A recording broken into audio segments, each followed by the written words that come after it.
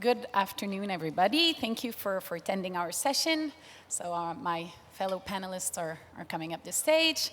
So today, the panel that we are having is How Green is My Transport? By transport, we mean really the full cycle of transportation. Not just improving the efficiency of vehicles, may there be for personal transportation or for fleets, through alternative fuels like hydrogen or electric, and even looking at the whole life cycle of batteries. But we're also looking at shifting to more energy efficient modes like shared or collective transportation. And even at a more macro level, we will be looking at, because the greener transportation is no transportation at all, so looking at avoiding to reduce travel or the need to travel with technology or with urban planning or land use. So I will first introduce the panelists, and then we'll give them 5 minutes to present their visions on those challenges.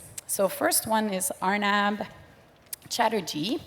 Arnab is focus is on the mobility and energy transition, working at the intersection of markets, technology, and policy for new business development for hydrogen at Shell.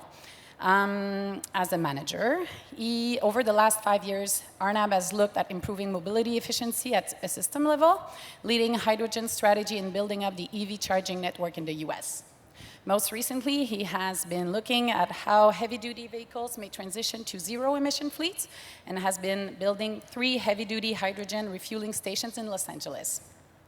And then we have Danielle Harris. Danielle is the Director of Mobility Innovation at Elemental Excelerator, where she works with a portfolio of companies, partners, and cities to catalyze collaboration within the mobility industry. Danielle provides a systems approach to help both startups and incumbents strategize and thrive within the ever-evolving mobility revolution. Prior to Elemental Accelerator, Danielle was the innovation strategist for the San Francisco Municipal Transportation Agency, Office of Innovation. Then Jordan Davis is the director of Smart Columbus. She is leading the strategy and public-private partnership for the Central Ohio region's $550 million Smart Cities initiative.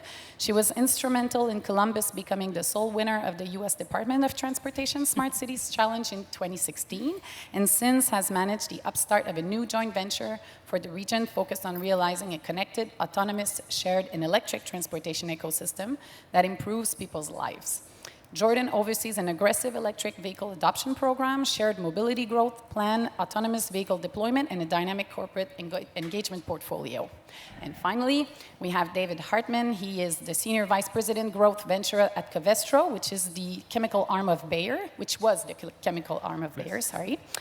He joined in 2004, and he is presently Senior Vice President of the Polycarbonates business unit, leading a broad portfolio of ventures and entrepreneurial activities for new mobility and energy storage to business model innovation, where Covestro projects significant growth.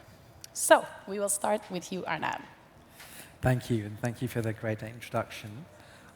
I'm going to be brief because, as we discussed actually in the back as we were talking, this is going to bring a lot of questions to the fore. So I think the way that we perceive at Shell the energy transition or the mobility transition is very much around the connected, autonomous, shared, and electrified pathways.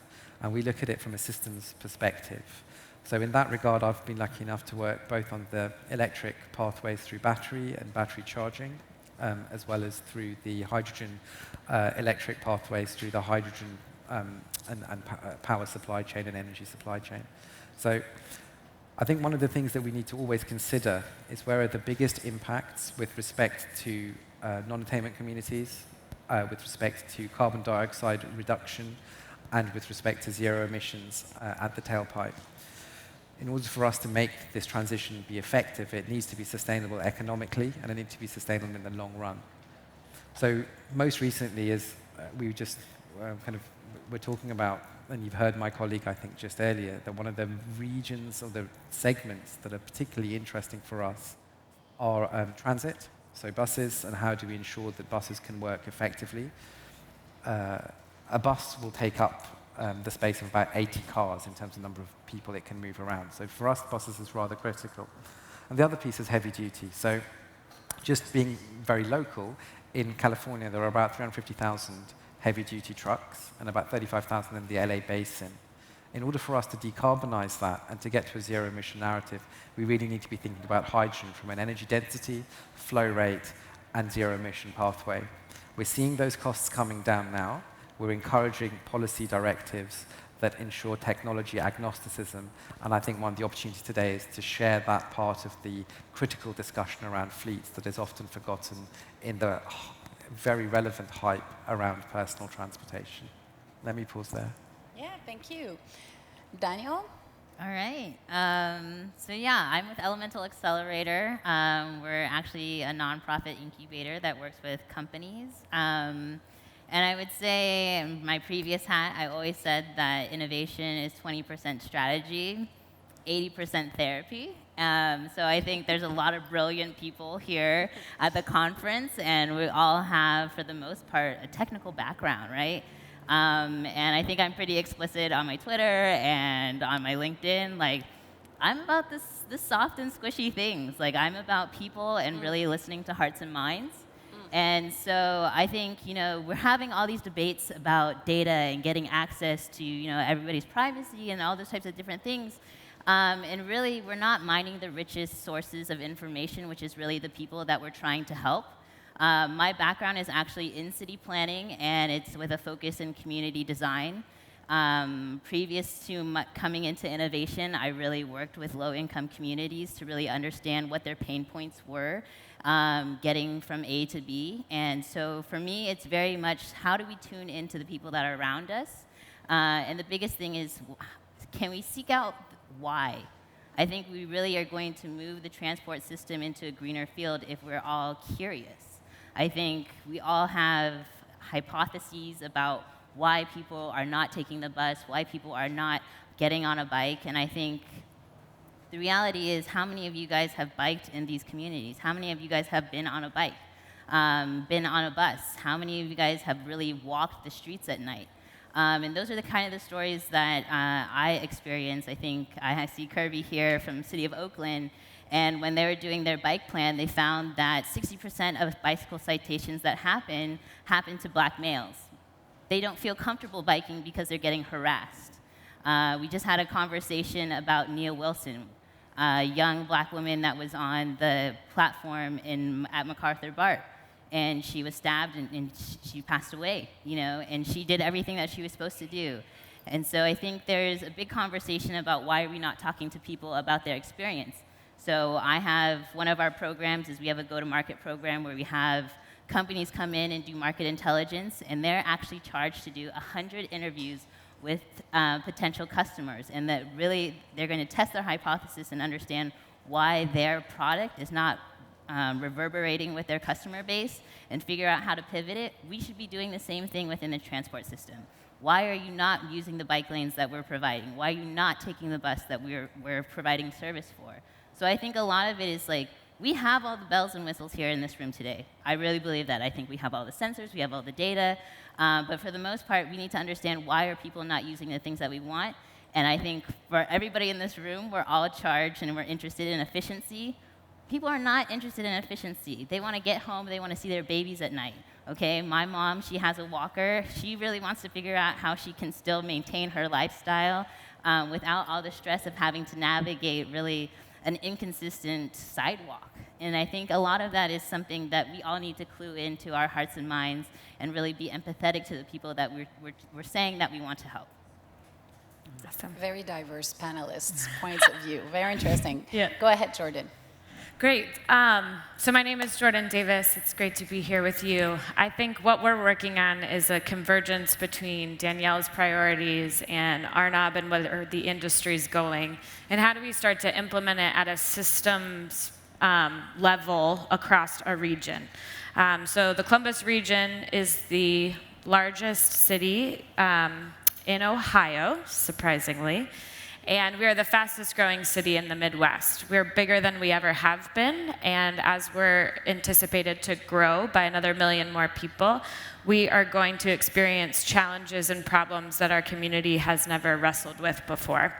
And we have a choice in how we use technology to solve the challenges that we all still face, but also to mitigate the consequence of growth. And so we're thinking about how is transportation and how is smart technology of data play into achieving prosperity. And for us, electrification and sustainability, or sustainable transportation, is a big part of how we're thinking about it. And if you've ever been to Ohio, or you stereotypically might assume the politics of Ohio, we are challenged to take a very pragmatic approach to how we introduce sustainable modes. And for us, it's been a really phenomenal collaboration from the beginning when we won the Smart Cities Challenge to team up with our university, but also our utility, every municipality in our region, and to think about how do we bring a bipartisan agenda to electrifying our transportation system. And what does that conversation look like, and how do we do it in a way that we can make bold goals and commitments about really reducing the carbon footprint of transportation, both from a consumer's and a resident perspective, but also from a fleet and a more commercial perspective. Thank you. And David? Well, my name is David. I work at Covestro, and at Covestro we make materials that touch almost every single human being on the face of the planet every single day across all industries. So whether it's the cell phone you've got in your hand right now, or the car that you drove this morning, or the e-scooter, or the mattress you got up from, or the seat I'm sitting now, we touch all of that, right? And when you do that across industries, I think you see what the importance is of the material choices that we make. If you're on a design team and you're designing the next e-bike or the next scooter or the next, vertical takeoff and landing system, what material choices are you making and why? And are those the material choices that are the greenest, that are going to allow you to scale in a sustainable way, take into account life cycle assessments and so on? And I think that's really the angle that interests me, or that interests us, is how can we help influence those material choices so that 5 years down the track, 10 years down the track, when you're really scaling, that we have a positive net effect and not a negative effect. Okay, so from all these really, really broad perspectives and points of view, and even approach or methods, can you tell me what is the best project that you have seen in any city, because you all travel around the world, you're all invited to many panels. What is the best transportation project that you have seen in any city that had a great impact? And can you tell us why it was so special? Was it the implementation method? Was it really the concept of it? Is it replicable in other cities? What can we learn from it? Arnab, you go first. Okay, so let me go first from this side of the panel.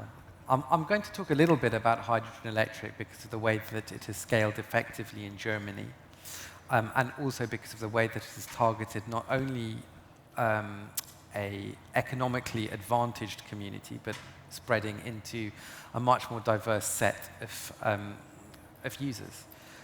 So it's not necessarily a city, but it's been a policy that has been extremely effective across the nation, which enables a network to happen. So a lot of energy transitions have failed, or mobility transitions have failed, because they've been hyperlocal, and you've not been able to travel to go and see somebody or do business in a city that's 200 miles away, because that infrastructure doesn't exist. What we did in Germany, in a consortium with other infrastructure providers and with OEMs, was to make, and with the government, was to make a first-in-kind development that looked far out into the future, taking the first-mover disadvantage risk to say we want to make this transition happen, committing with government, with OEMs, as well as demand, as well as suppliers like ourselves, to commit to a narrative that gets us to a transition, to get us over that first hump. Now, as a lot of you know, 0 to 1 is extremely difficult. 1 to 100 can be scaled. And the reason this worked was because we put together the right consortium of people. So that meant the government at both European as well as German, as well as local scale. It meant that we managed demand and supply, and we made sure that it was commercial. That's to say that it made sure that companies with influence, that have capital, talent, and the ability to scale such projects were able to engage with it without the risks that they are typically concerned about. So what we're seeing now is that we've got over 50-odd stations open there. There is a network that's across the country, and it's been I'd say, the keystone that may well ensure that hydrogen becomes a narrative across Europe. Thank you. All right. Mine's a little different. So I would say, one, I'm like a super proud Oakland resident. So I'm going to give a shout out to the city of Oakland. So I think many of you guys are within tech or have some type of relation to that. And so like I came from government and I came to Elemental, and they have these things called like Basecamp, Asana, Slack, and all these other tools. And so basically I had to download like 10 new apps to my phone to work at Elemental. And like just downloading the app isn't going to do it for me, right? Like somebody's going to need to onboard me and teach me how to use these tools. So City of Oakland was very aware that bike share is something that is predominantly white male, making 6 figures, and college educated. If that's going to be an equitable service, is that an equitable outcome is the question, right? And so what City of Oakland did is they partnered with an organization called Transform, which is a mobility justice group, and they partnered with a local bike group, which is called Scraper Bikes. And what they did is they hosted a number of events throughout East Oakland and West Oakland, very well-known frontline communities that have a high population with asthma. And so they worked with those communities to teach them about bike share, give them free passes to bike share, and onboard them into the system. And so really Oakland has the highest use of low-income passes on this service.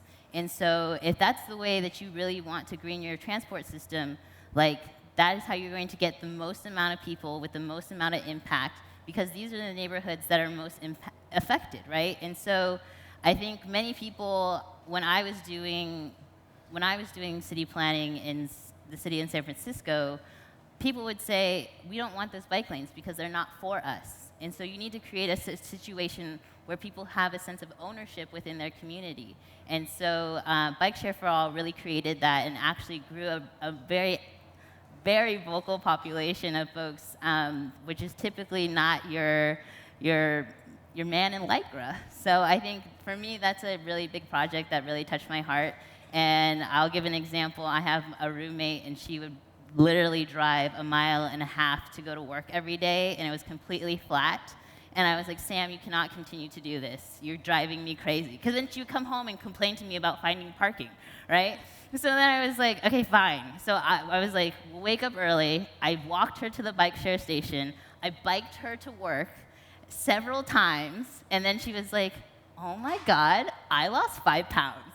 And I was like, all right, she's converted. So now she's always like, when are you going to be home? Can we go biking? So I just want to say, like, I know there's infrastructure, I know there's policies, I know there's pilots, but really it's the services and programs that you create for people that is really going to move the needle, because that is the mass of the population. So your point is really about coming back to your initial statement where you said it was 80% therapy. It's really about changing a norm, a social norm, by identifying low-hanging fruits with some particular groups that you can work specifically with, and then it helps for the whole implementation. Exactly. And you lose. We should invest more time in these types of things than just concentrate on technical issues like infrastructure. Exactly. I think the reality is this entire room here, they want change. We all want change, right? And I think change is probably the most scary thing ever. I will say, when I left the city and county of San Francisco, it was the scariest decision of my life, because I spent so much time there. And so I just really want everyone to think of a moment when you had to change something massive in your life and what that felt like for you, and to evoke that empathy when you're talking to communities. Jordan. So the greatest catalyst for change that I've experienced was the federal government doing the U.S. Smart Cities Challenge. them putting up a challenge for cities to think big and to put their best ideas forward without a lot of constraints, created a lot of imagination and innovation and confidence that the people that are closest to these problems could put forward an agenda that might not have come out in a traditional 10-year plan or 20-year city plan. And I can personally attest from being the winner of that, it has been a leap ahead platform for our community. We would not be where we are today, and kudos to USDOT for selecting a city like Columbus. Their intention was not to select and give a trophy away to the best smart city in the US. It was to give an opportunity for a city that had the political commitment and the investment to leap ahead and to show how you can change and transform in a short amount of time. And I think we are the most improved player in this smart mobility ecosystem. And now have the literacy in our community to tackle problems in a totally different way. And it's not about those specific projects, but it's about the collective within our region that are so much more sophisticated in how we can start to have these dialogues. And then I would just give one more specific, maybe tactical project. It was in Gothenburg, Sweden, in their innovation district. They were electrifying their buses, and when you electrify your bus, you can clearly have it go inside. And they've created a bus stop as an extension of a corporate campus. And so you take away the inclement weather condition of waiting for a bus, and you make it more of a subway-like experience. And so it starts to create that placemaking attributes and how you can use electric transport, not just for the sustainability value, but also the placemaking aspect and the user experience. And it was a game changer for me to think about how do you start to address the first mile, last mile problem when your bus stop's actually at your work stop or your workplace. And so I think that is an extremely compelling example of how we can think at a systems level and try to bring this all together. Just a question about the Smart City Challenge. Do you have any specific engagement with the federal government to share the learnings or to sort of help scale other projects in other cities? What is the ripple effect that can get out of this specific funding on other cities? Yes, well, we very much see it as our responsibility and duty to not hoard our learnings to ourselves, but to export as much as possible so that what we learn, other people can learn, and the mistakes that we make, others don't have to make. So we've invested in a playbook that's totally transparent. We have a storyteller in our office that is documenting everything and publishing them, from our engineering documents, concept of operations, RFPs, all of that, to actually storytelling live on lessons that we're learning. So micro decisions that had macro implications, we're going to see all of that really come to life, and we have a huge commitment to transparency and documentation. So you can go learn about that at smart.columbus.gov/playbook, and there are hundreds of articles there that you can search, and encourage you to contribute and to give us some direction on what would be more valuable for you as you're on a similar journey. Thank you. David, what's your best project?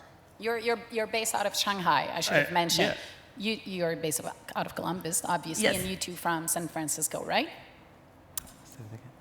Yes. Yes. Yes.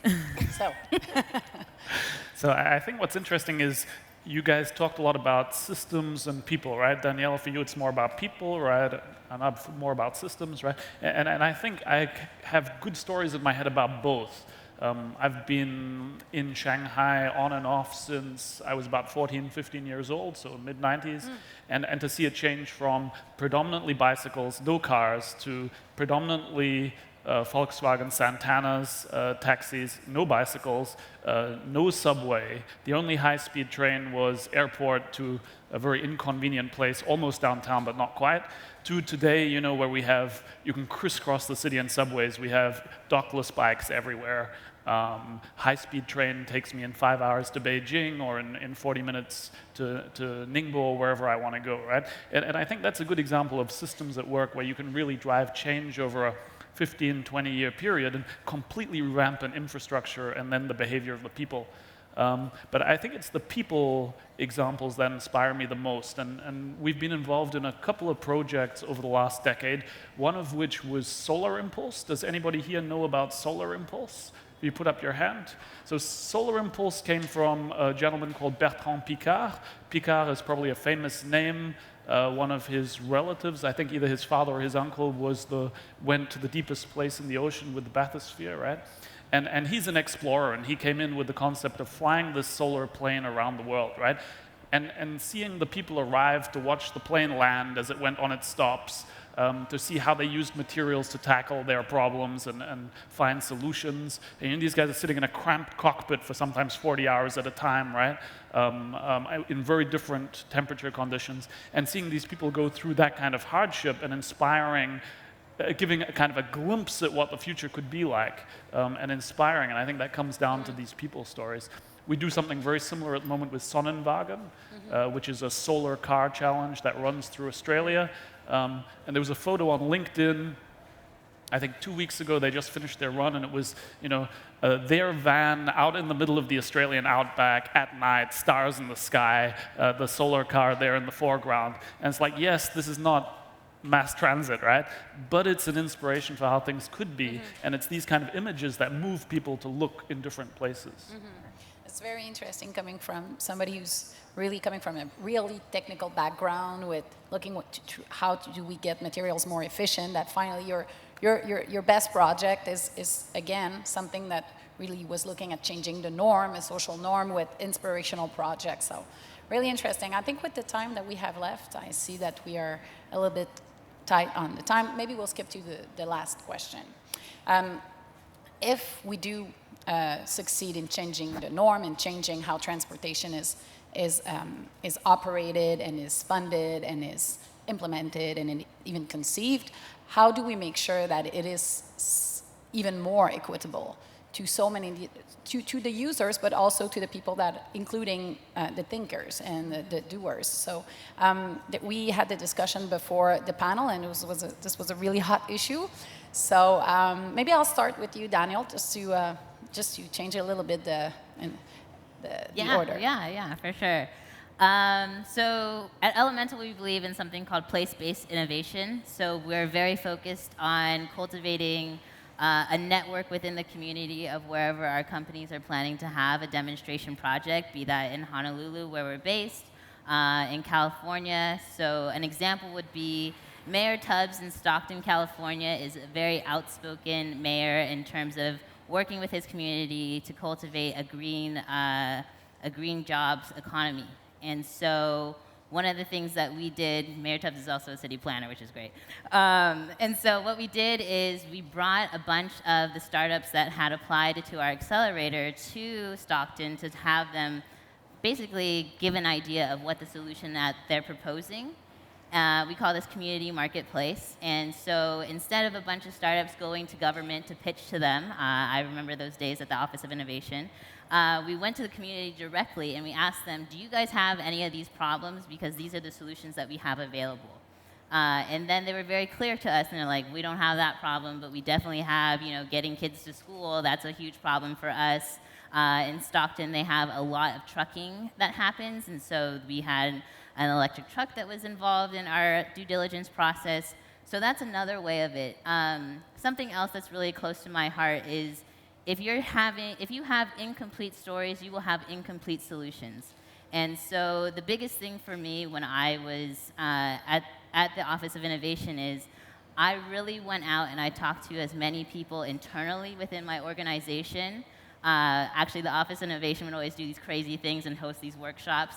And so I had a workshop of 50 people, and a parking control officer came over to me and was like, who are all these people? And I was like, all of these people work within our agency. And they're like, we've never met. And so I think everybody needs to do that in-reach first. And so I think that's a piece of it. Another piece of it is you really need to build apprenticeship within your program, especially within your workforce. Something that MTA is actually really known for is a lot of drivers, operators of the buses. One, it's kind of a graduated system. You go from having a regular motor coach to kind of graduating to the cable car system, and eventually you can become a superintendent and be a division manager. And so that's another thing, is all of that knowledge, knowing how to move a vehicle and then knowing how to manage the staff, you immediately have that empathy of what it's like to get a vehicle across 7 miles of the most dense traffic you've ever experienced in the most narrow streets. And I think a lot of that needs to happen. I think we were having a conversation in the back, and we were talking about, of course, we need a gender diversity, we need a racial diversity, but for the most part, we need a class diversity. I think a lot of folks in here, for the most part, we've all had the opportunity to go to a four-year college. Many of us have had a chance to get a master's, maybe even a PhD. But the problems that we're trying to solve, I have a lot of friends that don't even have a GED.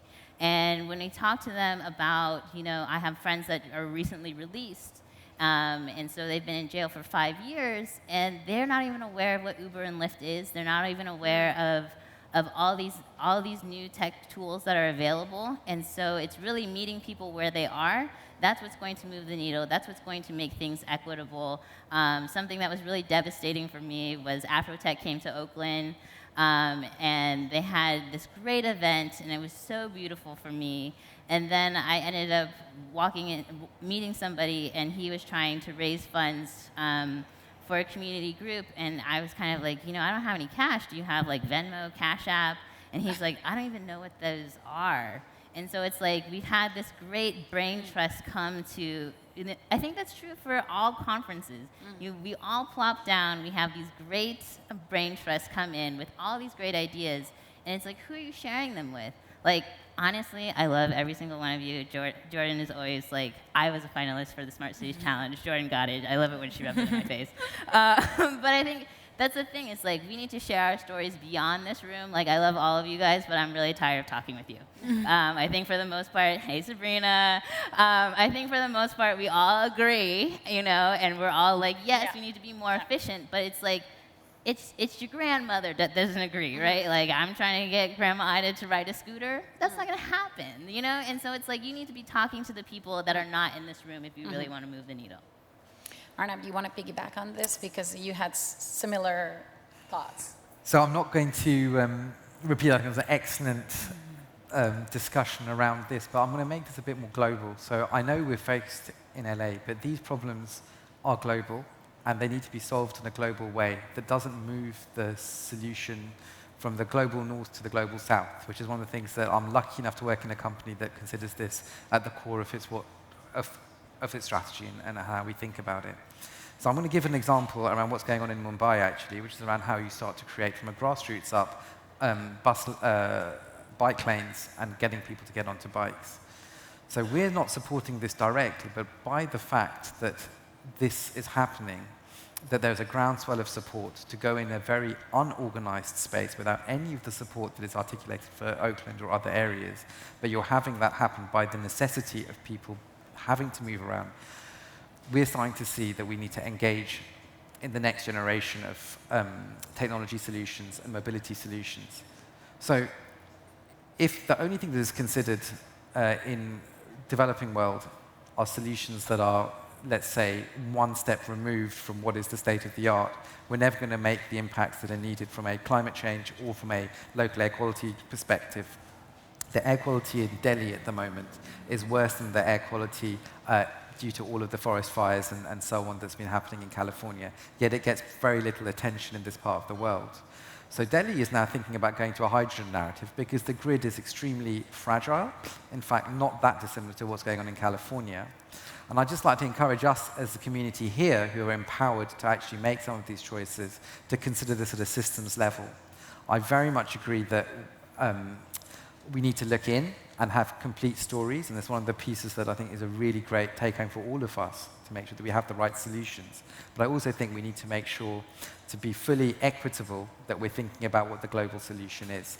I know that's a bit abstract, but as I said, I think everyone can think about what those solutions mean from a product perspective, what is the life cycle of what you're seeking as a solution, as well as from a perspective around what this means for the 20 or 30-year horizon. It's easy to think about 1 year. It's hard to get it done, but it's easy to think about it. It is much more difficult to think about what our system looks like. David, also you were really concerned about this question. Well, about driving change towards green in general, right? You covered the people's aspect, the systems aspect again. I think a lot for you guys are okay with change, right? And maybe it's not as diverse as it could be, but okay. But I think a lot of the partner organizations that you deal with are absolutely paralyzed, right? They don't know how the future is going to look. They don't know in which direction they should go, and so the easiest thing is to do nothing. And I think we know that that's not an option, but that's a conversation that you guys need to have with your customers, with your suppliers, with everybody in your ecosystem. Is, do you feel paralyzed? And how can you get over that hump? How can you stop those organizational immune systems from working against the kind of solutions you're trying to implement? Yeah? And that covers individuals, that covers organizations, that covers cities like Mumbai, that covers large corporations like ours, yeah? In different perspectives. Mm-hmm. That really, the change that is so big, the one that we're aiming for, that really necessitates exceptional leadership and exceptional behavior from individuals to change the systems. Jordan, you want to conclude? Yeah. Well, I think maybe thinking about just electrification very specifically might pull together all these comments. So we've spent 3 years trying to grow an EV market in our community. When you look at the next 5 years of what the electric vehicle market is, promoted to look like, you're seeing that the consumer vehicles that are going to be introduced are still premium luxury options. We are very much committed in the states that are succeeding to put public dollars to grow the EV market. I think we're going to see political tension and pushback of, is that actually just for the rich? The people that don't really need that incentive, when all the vehicles that you're going to see released are 50,000 or more to purchase. So then the question becomes, how do you stimulate a leased vehicle market? Is it possible? Is that where communities need to intervene? Do we need to rethink these incentives to actually make it more affordable for maybe people that haven't had access to electric vehicles in the first several generations? And then you think about, well, who are the greatest carbon footprint contributors? And their fleets. For us, we don't have any incentives beyond the federal incentive. But you're watching the VW money come down to states across the country. And we're starting to think about, okay, the public sector has led to date. Where does the private sector start to lead? And their sustainability goals as companies coming to bear on their fleets. And what does that look like? Is it hydrogen? Is it electric? Well, we're building out an infrastructure that fleets can help fund. And where will we put that charging infrastructure? Will we put it in closed networks where only those fleet vehicles can access?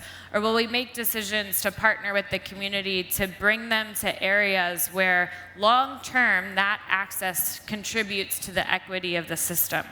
And so these are the types of conversations we have to start having. And it's these micro decisions that have macro implications. If our largest fleet that goes electric is a public sector fleet, and all of the chargers are at the parking lot for the city's DOT, is that the right investment? Should we have been putting those public chargers in the neighborhoods where the residents don't own their charging, or the housing stock is from an era where it's too expensive? And could the fleet vehicles charge there, but then we're also equipping that neighborhood to be future-proofed for an era when they can't have EVs? So I think these are the types of conversations when you think about electrification and equity, what can we be doing and how do we challenge the way of thinking today to be more inclusive? Arnab, Danielle, Jordan, David, thank you very much. Thank you all. Yeah, thank you.